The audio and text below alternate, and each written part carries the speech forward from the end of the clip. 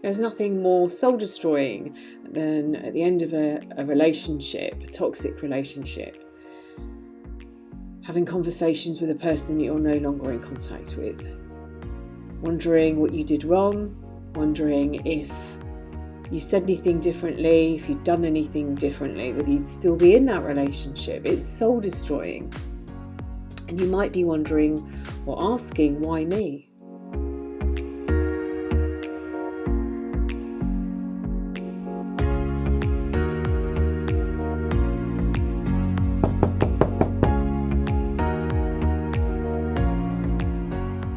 This is probably going to be the last one in this series.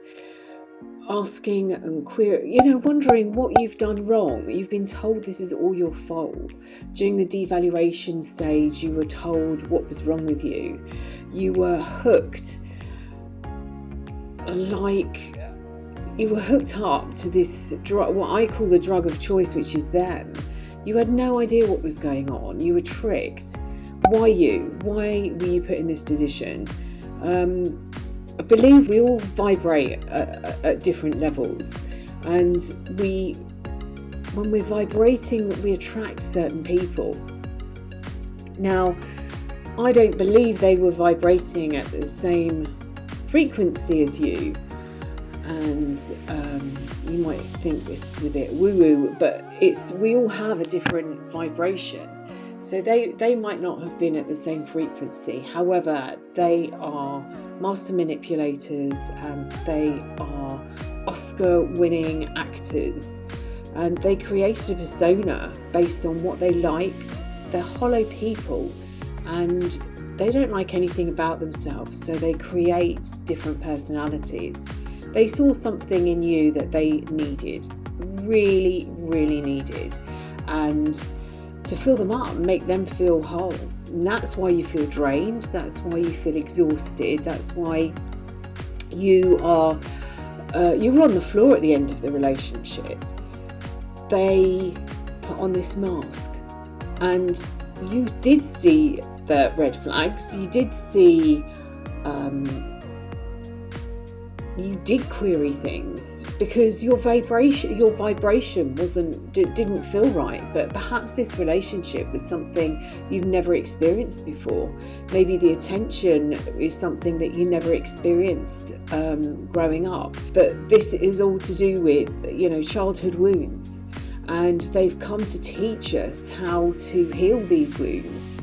They have come to teach us lessons and to bring our vibration up to an even higher level, to find the wounds, and also to help others. It's like, it's as if you can help other people do the same thing, find their wounds. Why did it happen to you? As I said, right the way through, there's this cycle of abuse, this idealization. And this is where they see stuff in you that you don't see, because you're not maybe as self-centered. You don't view the world the way they view the world. The world owes them something. You were probably relatively grounded it on some level and very content, but they've held this mirror up, and you've fallen in love with yourself. And this is what we need to do, is to keep you intrigued, to keep you looking, to keep you in wonderment.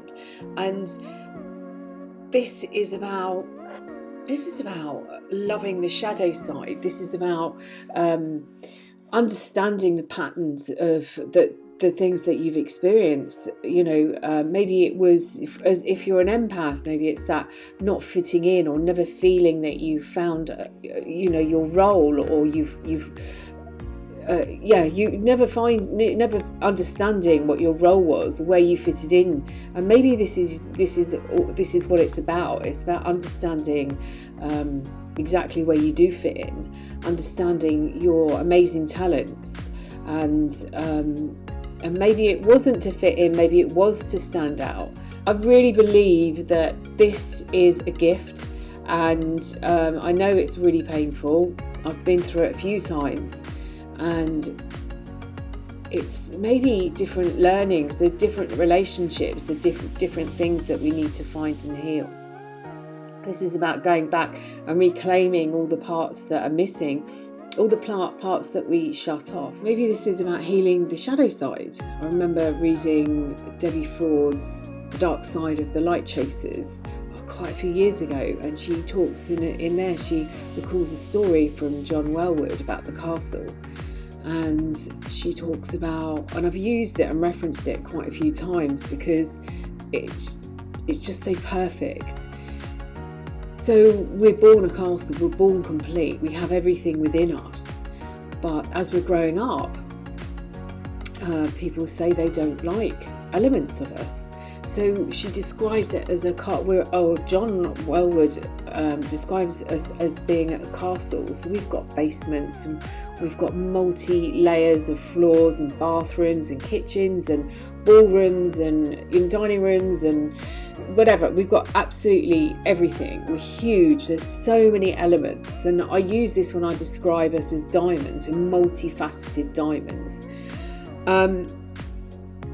So we're a castle, we're born a castle, and we are told that people might not like, I don't like it when you do that, or I don't like that element of you, or I don't like whatever it is.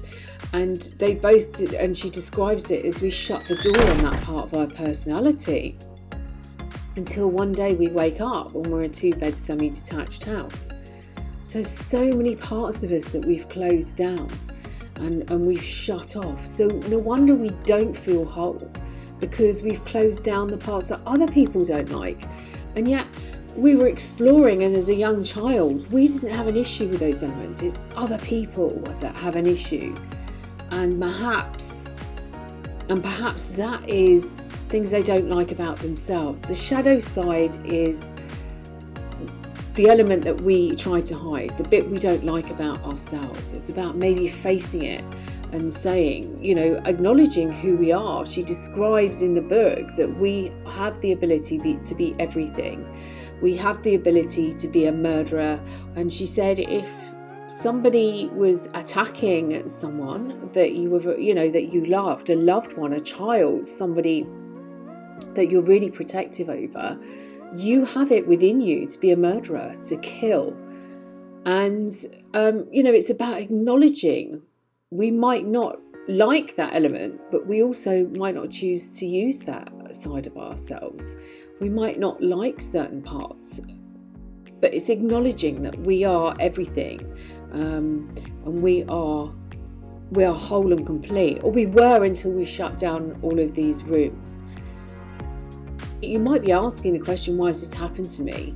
So, from a spiritual point of view, it might be the fact that you need to wake up. It might be somebody trying to shake you up, the universe trying to wake you up, to get you to look inside and open a few doors and have a look, and maybe take the dust covers off and see how it fits.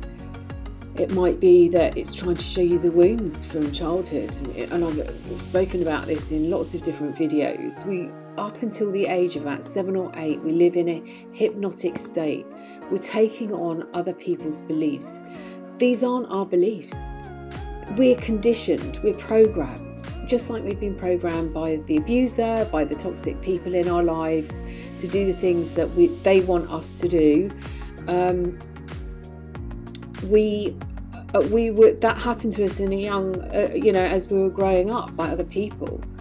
And again, it comes down to this, this castle where the doors get shut. People don't like elements, or don't like the way, don't like certain behaviour. And maybe that's why you're feeling closed down or not feeling whole. It might be that you experienced trauma growing up.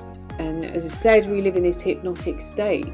I believe we go and protect ourselves, where there's parts of our soul that pop out, and they do it for self-preservation. I've seen it so many times, and I've worked, particularly when I do work with soul transformation, it's bringing back the parts from those points of trauma where people were traumatized, where something traumatic happened. This is about is about feeling whole. These questionings, where you've been made to believe that this is all your fault. This is one relationship. It's possibly happened to you a lot of times in your life. And maybe this is a wake up. Maybe this is somebody trying to wake you up and say, hey, look, we need you. Why did this happen to you? It might be a question, why did you deserve to be treated this way? And maybe it's a wake-up call to what an amazing person you are. This mirror that they've held up, this person that they wanted to be. What's the greatest compliment that you can give to someone? Is copying and mimicking because you see something, of some sort of talent or something worthy within another person that you want to be like. So that's what they've done to you. They're trying to show you the worthiness within you, hold a mirror up to you and shine back. Although it's a painful experience, it's something maybe that you need to look differently at. And I'm not saying I am a great believer in forgiving people, but not saying what you've done to me is okay and I forgive you for it by saying I'm never going to allow that to happen again. I accept the lesson. I accept the responsibility for the role that I played because you did see the red flags. Your vibration, you were vibrating on a different level. And when you picked it up because your vibration, it didn't feel right, you wanted to believe that this relationship was what you were feeling, it was validating you. So now it's the time for you to actually validate yourself, not to be looking outside for validation, but to be going in and appreciating and acknowledging who you are and that amazing person that you are. So I'm going to send you loads of love. I want you to sit down and think about the person that they were reflecting back. It's about taking responsibility for the role you played, but not their behaviour. And about those boundaries that got knocked. And maybe discovering your boundaries and setting them in building them. This isn't about building brick walls higher and thicker so that nobody can get through. This is about acknowledging the role that you played, and this is about listening to you, listening to your body, listening and tuning in, and understanding who you really are, at what level and what role you've got to play and how important you are in the universe. I'm sending you loads and loads of love.